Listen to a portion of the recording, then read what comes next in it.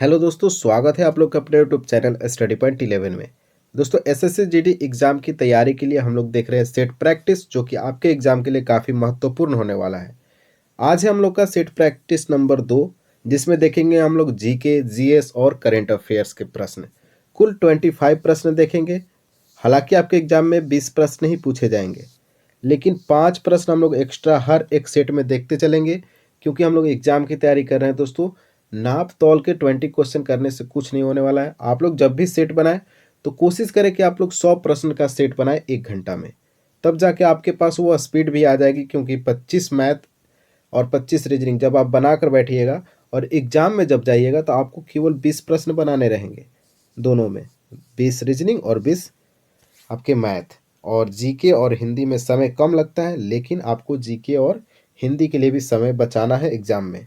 ठीक है, क्योंकि ये स्कोरिंग है। यहाँ आप स्कोर कर सकते हैं हिंदी में खास करके, और जीके में भी आप स्कोर कर सकते हैं अगर लगातार आप प्रैक्टिस करते रहें तो चलिए देखते हैं पहले प्रश्न से। अगर आपने पहला वीडियो नहीं देखा है सेट नंबर 1, तो वीडियो के डिस्क्रिप्शन में आपको लिंक मिलेगा, वहाँ से आप देख सकते हैं।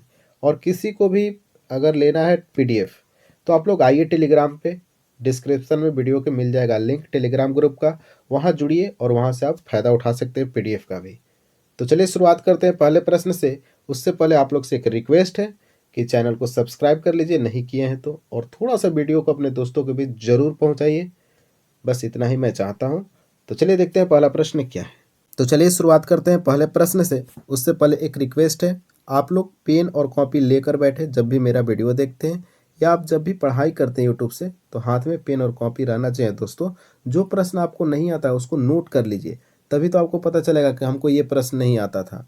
और जितने प्रश्न आपको गलत होते हैं इस वीडियो में, इस सेट प्रैक्टिस में, उसको कमेंट बॉक्स में लिखिएगा, राइट के जगह पे और रॉन्ग की जगह पे। ठीक है, कितने प्रश्न आपके सही हो रहे हैं, कितने प्रश्न गलत हो रहे हैं। और जब हम लोग पहुंचेंगे 28 सेट पे, तब आप देखिएगा आप में कितना इम्प्रूवमेंट हुआ, आपके नंबर में कितने सुधार हुए, आपको साफ साफ नज़र आ जाएगा। तो चलिए शुरुआत करते हैं इस प्रश्न के साथ। निम्नलिखित में से कौन सा कर भारतीय राज्यों का राजस्व का स्रोत नहीं है?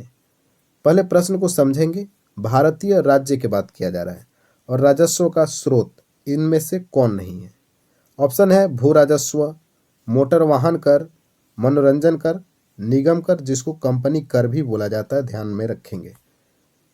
आप लोग उत्तर दीजिए अपने कॉपी में।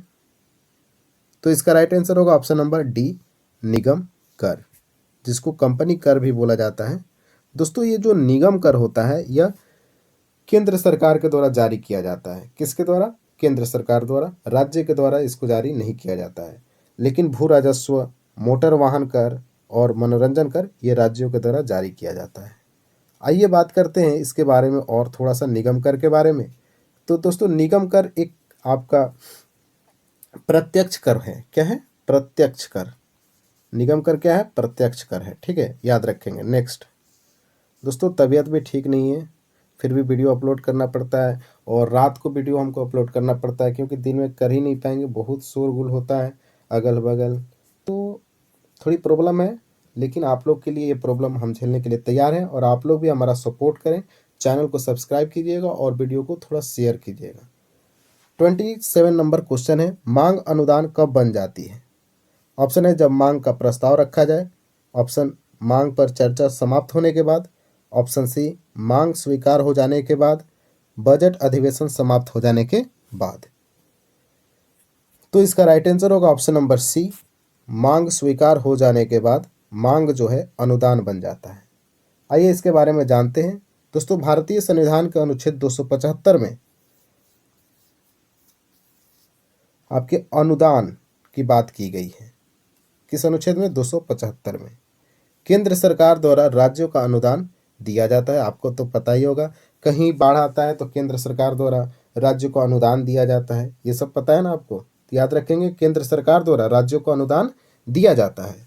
और बात करें तो भारतीय संविधान के अनुच्छेद 112 में वार्षिक वित्तीय विवरण के बारे में बताया गया है। किसके बारे में? 112 में वार्षिक वित्तीय विवरण के बारे में बताया गया है, अनुच्छेद 112 में। आइए देखते हैं अब नेक्स्ट प्रश्न को। न्यायपालिका को संविधान का संरक्षण कौन बनाता है? ऑप्शन है स्वतंत्रता, सेवा की शर्तें, वेतन, न्यायिक समीक्षा। तो इसका राइट आंसर हो जाएगा ऑप्शन नंबर डी, न्यायिक समीक्षा। दोस्तों न्यायिक समीक्षा न्यायपालिका को संविधान का संरक्षण बनाता है। अब ये न्यायिक समीक्षा है क्या दोस्तों, और कहाँ से लिया गया है, तो ध्यान में रखेंगे यह यूएसए से लिया गया है। कहाँ से लिया गया है दोस्तों, यूएसए देश से लिया गया न्यायिक समीक्षा हमारे संविधान में। न्यायपालिका को संविधान का संरक्षण न्यायिक समीक्षा बनाता है, ये आप लोग याद रखेंगे। तो इसका right answer option number D हो जाएगा। नेक्स्ट दोस्तों, उससे पहले हम लोग देख लेते हैं, ये है आपका सेट प्रैक्टिस 1 का थंबनेल। अगर आपने नहीं देखा है तो जाइए, वीडियो के डिस्क्रिप्शन में आपको लिंक मिलेगा, वहाँ से देख सकते हैं। 29 नंबर है, टुंड्रा प्रकार की जलवायु का दूसरा नाम क्या है। दोस्तों टुंड्रा प्रकार की जो जलवायु है इसका दूसरा नाम क्या है। ऑप्शन है आर्द्र न्यून तापीय, शुष्क मध्य तापीय, आर्द्र मध्य तापीय, ध्रुवीय जलवायु। तो दोस्तों 29 का राइट आंसर होगा ऑप्शन नंबर डी, ध्रुवीय जलवायु इसका राइट आंसर हो जाएगा। टुंड्रा जलवायु का दूसरा नाम क्या है, ध्रुवीय जलवायु, याद रखेंगे, मोस्ट इंपॉर्टेंट प्रश्न है। दोस्तों ये जो जलवायु है यह 66 डिग्री से लेकर 90 डिग्री के अक्षांश, यानी 66 डिग्री से लेकर 90 डिग्री के बीच के अक्षांश के मध्य स्थित होता है। ये भी आप फैक्ट को याद रखेंगे। नेक्स्ट है, किसने कहा था संसदीय प्रणाली सरकार का दैनिक मूल्यांकन भी उपलब्ध कराती है और आवधिक भी। तो कथन से सवाल लगातार पूछा जाता है आपके एग्जाम में, जब भी आप जीके के एग्जाम में बैठिएगा जहां जीके के प्रश्न बनते हैं। तो किसने कहा था कि संसदीय प्रणाली सरकार का दैनिक मूल्यांकन भी उपलब्ध कराती है और आवधिक भी। ऑप्शन है डॉक्टर भीमराव अंबेडकर, बीएन राव और श्री जवाहरलाल नेहरू जी, डॉक्टर राजेंद्र प्रसाद जी। तो इसका राइट आंसर ऑप्शन नंबर ए हो जाएगा दोस्तों, डॉक्टर भीमराव अंबेडकर। इन्होंने बोला था कि संसदीय प्रणाली सरकार का दैनिक मूल्यांकन भी उपलब्ध कराती है और आवधिक भी। और बात करें डॉक्टर भीमराव अंबेडकर के बारे में, तो 29 अगस्त 1947 की बात है जब इनको प्रारूप समिति का अध्यक्ष बनाया गया था। और जो बीएन राव साहब हैं इनको दोस्तों संविधान सभा के सलाहकार बनाया गया था। और जवाहरलाल नेहरू की बात करें तो 13 दिसंबर 1946 की बात है, इनको संविधान सभा में प्रस्तावना पेश किया था। कब प्रस्तावना पेश किया था दोस्तों, तो 1946। और डेट याद रखिएगा, अब डेट के साथ सवाल पूछा जाता है।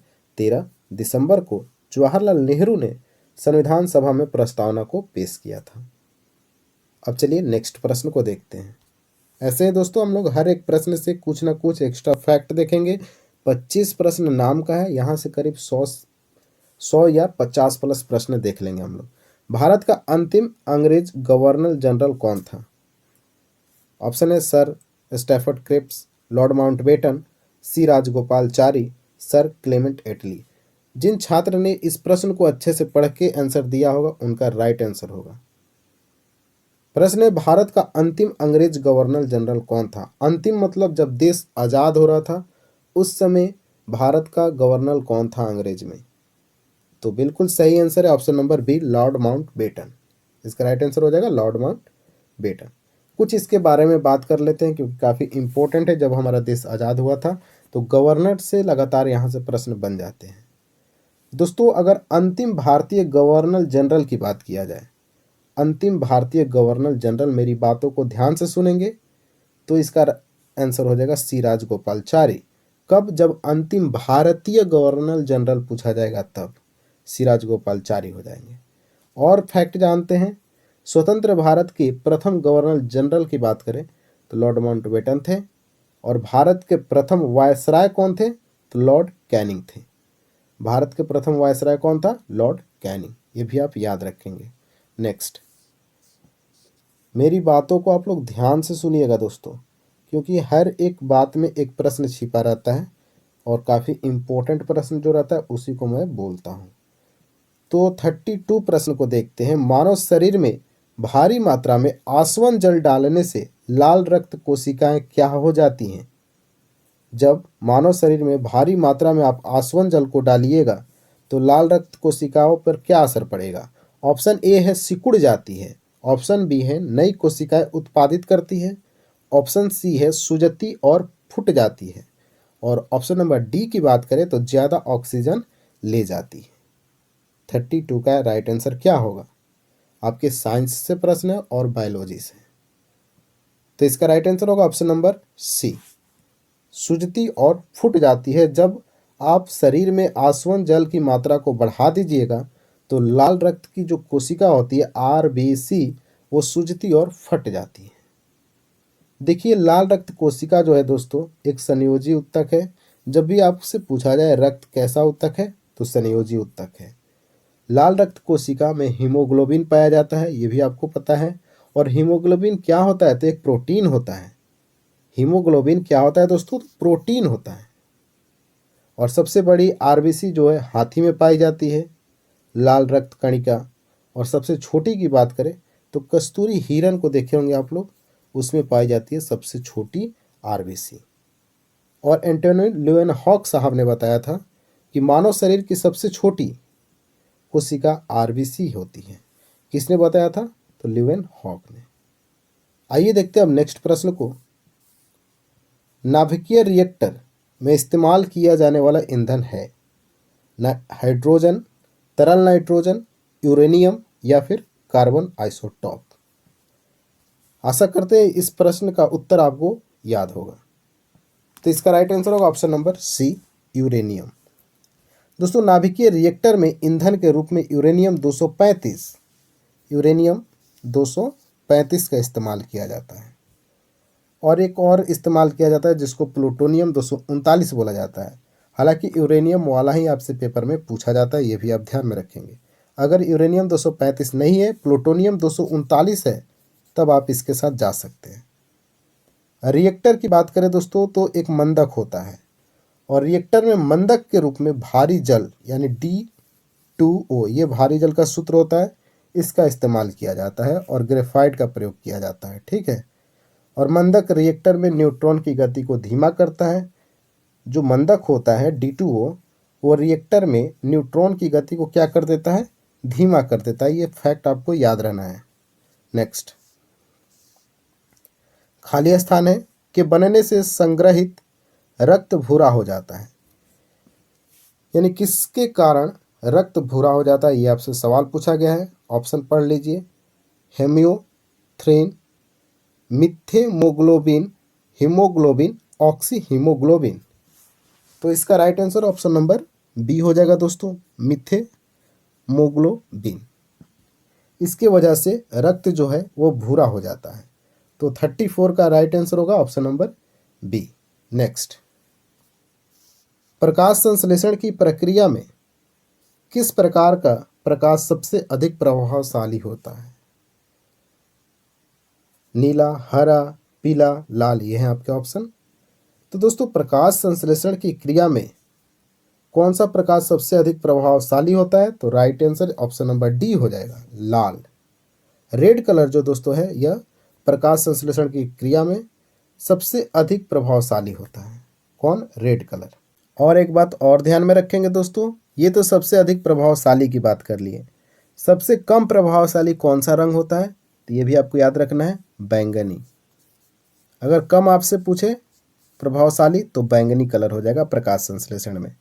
नेक्स्ट, टीकाकरण रोगों की रोकथाम में मदद करता है क्योंकि। दोस्तों टीकाकरण जो होता है या रोगों में रोकथाम में मदद करता है, क्यों मदद करता है? ऑप्शन है बीमारी फैलने वाले जीवाणुओं को मारता है, शरीर में प्रतिरोधक शक्ति पैदा करता है, ऑप्शन नंबर सी है जीवाणुओं के संपर्क से बचाता है, बीमारी फैलने वाले जीवाणुओं को सक्रिय करता है। तो इसका राइट आंसर होगा 36 का ऑप्शन नंबर बी, शरीर में प्रतिरोधक शक्ति पैदा कर देता है।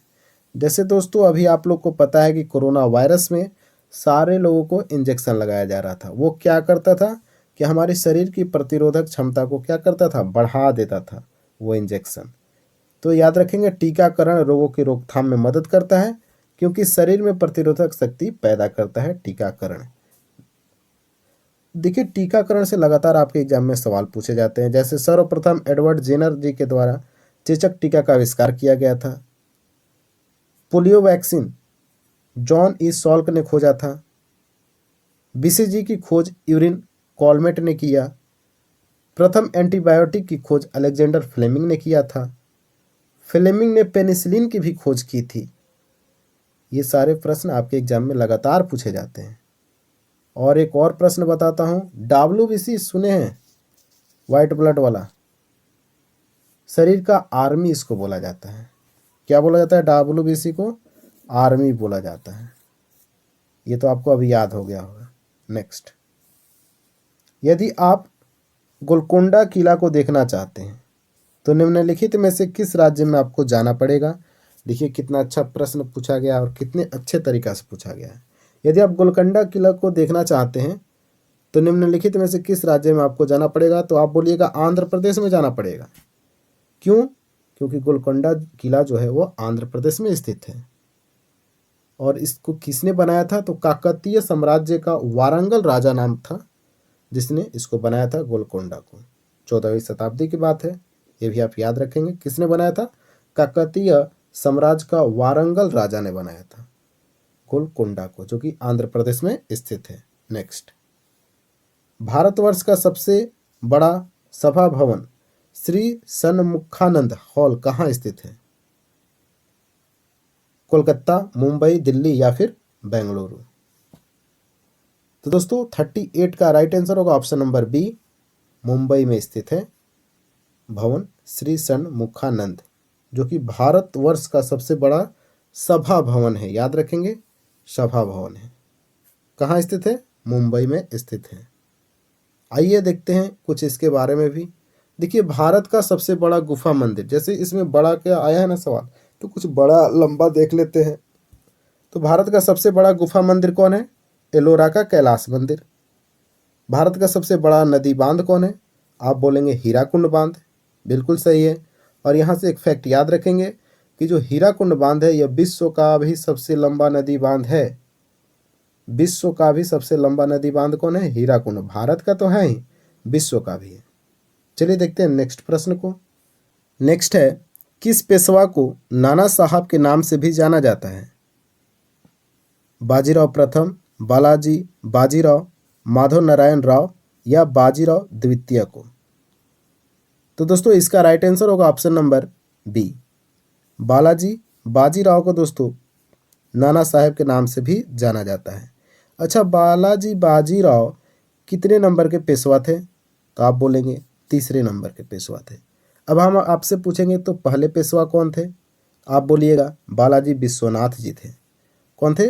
विश्वनाथ। बालाजी विश्वनाथ ये पहले थे और बालाजी बाजीराव कौन थे? तृतीय थे। इतना आपको याद रखना है। नेक्स्ट, जर्मनी में प्रयोग की जाने वाली मुद्रा कौन सी है?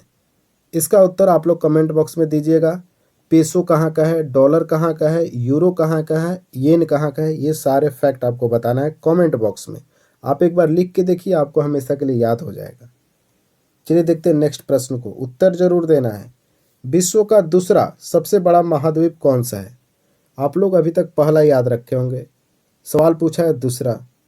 ऑप्शन है एशिया, अफ्रीका, ऑस्ट्रेलिया, यूरोप। तो इसका राइट आंसर होगा ऑप्शन नंबर सी, अफ्रीका विश्व का दूसरा सबसे बड़ा महाद्वीप है।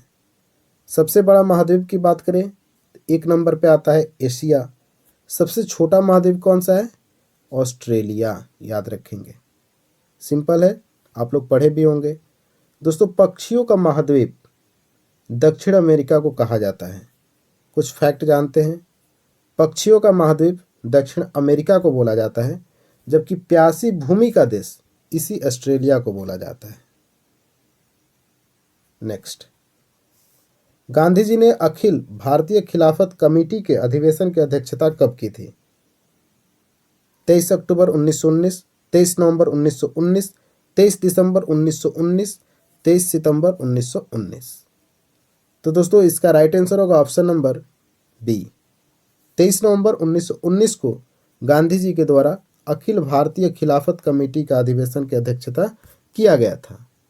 वैसे खिलाफत आंदोलन 1919 से लेकर 1922 तक चला था, ये भी आपको याद होगा। नेक्स्ट,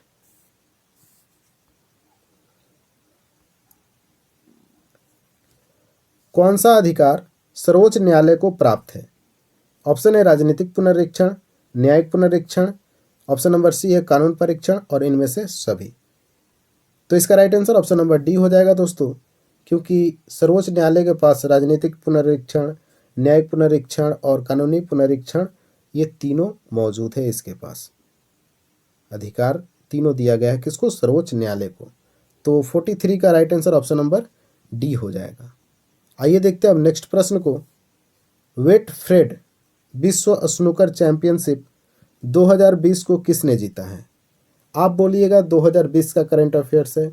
बिल्कुल 2020 का करंट अफेयर्स है, लेकिन जब आप एग्ज़ाम देने जाते हैं तो आप लोग बोलते हैं कि 2 साल पहले का करंट अफेयर्स पूछ दिया, 2017 का पूछ दिया।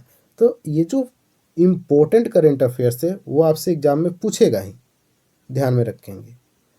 चलिए इसका उत्तर बताइए। बेटफ्रेड विश्व स्नूकर चैंपियनशिप 2020 को किसने जीता? तो इसका राइट आंसर होगा option number A, Ronnie O'Sullivan. इसने बेटफ्रेड विश्व स्नूकर चैंपियनशिप 2020 को जीता है। नेक्स्ट देख लेते हैं फटाफट। बीएसएफ के नए महानिदेशक किसे बनाया गया है? हालांकि बीएसएफ के नए महानिदेशक चेंज कर दिया गया है। कौन बन गया दोस्तों? याद रखेंगे पंकज सिंह को बनाया गया है बीएसएफ के नए महानिदेशक। याद रखेंगे कौन बने हैं? पंकज सिंह। नेक्स्ट, निम्न में से किस क्रिकेटर को 2020 में राजीव गांधी खेल रत्न पुरस्कार से नवाजा गया था? तो आपके रोहित शर्मा को 2020 का राजीव गांधी खेल रत्न पुरस्कार दिया गया था। हालांकि अब इस राजीव गांधी खेल रत्न पुरस्कार का नाम बदलकर क्या रखा गया है? कमेंट बॉक्स में जरूर बताइएगा। राजीव गांधी खेल रत्न का नया नाम क्या रखा गया है उसको कमेंट बॉक्स में आप जरूर बताएं। नेक्स्ट, भारत ने पहली बार भारी वजन वाला टॉर्पीडो को नवंबर 2020 में लॉन्च किया, उसका क्या नाम है? पहली बार भारी वजन वाला टॉर्पीडो, ऐतिहासिक काम है, नवंबर 2020 में लॉन्च किया गया, उसका नाम बता दीजिए। आप बोलेंगे दोस्तों इसका राइट आंसर होगा option number B, Varun Shastra. Varuna Shastra. याद रखेंगे 47 का right answer option number B हो जाएगा। नेक्स्ट देखते हैं प्रश्न क्या है। आपसे पूछा गया किस भारतीय खिलाड़ी को कर्नाटक सरकार द्वारा एकलव्य पुरस्कार से सम्मानित किया गया है? तो कर्नाटक सरकार एकलव्य पुरस्कार देती है, यहाँ से आप याद रखेंगे। और किसको दिया है? तो केएल राहुल को दिया है जो कि इंडियन क्रिकेटर है। नेक्स्ट, किस स्थान पर विवेकानंद स्मारक स्थित है? सिंपल प्रश्न है। ऑप्शन है मुंबई, त्रिवेंद्रम, पांडिचेरी या कन्याकुमारी। तो इसका राइट आंसर होगा ऑप्शन नंबर डी, कन्याकुमारी में स्थित है विवेकानंद स्मारक। चलिए स्मारक के बारे में कुछ देख लेते हैं और भी अपने महापुरुषों के बारे में। तो स्वामी विवेकानंद का हो गया आपका कन्याकुमारी में, जबकि पांडिचेरी में दोस्तों किसका है? अरविंदो घोष, इनका पांडिचेरी में है। पवनार आश्रम का संबंध पिछले सेट में मैंने बताया था विनोबा भावे से है। सेवाग्राम का संबंध महात्मा गांधी से है। और एक और फैक्ट बताते हैं, स्वामी विवेकानंद ने रामकृष्ण मिशन की स्थापना किया था। रामकृष्ण मिशन की स्थापना किसने किया? स्वामी विवेकानंद ने 1887 ईस्वी में। इसको भी आप याद रखेंगे, ये प्रश्न आपसे एग्जाम में पूछा जाता है। अंतिम प्रश्न आपके लिए है, भारतीय प्रमुख बंदरगाहों में से कौन प्राकृतिक बंदरगाह नहीं है? मुंबई, कोचीन, मार्मोगोवा, पारादीप। आपको कमेंट बॉक्स में इस प्रश्न का उत्तर देना है। और जब भी उत्तर दीजिए तो प्रश्न संख्या लिखकर उत्तर दीजिए, तब समझ में आएगा कि आपने किस प्रश्न का उत्तर दिया है। आपको ये वीडियो कैसा लगा आप लोग कमेंट बॉक्स में ज़रूर बताइएगा। मिलते हैं नेक्स्ट सेट के साथ, तब तक के लिए जय हिंद, जय भारत।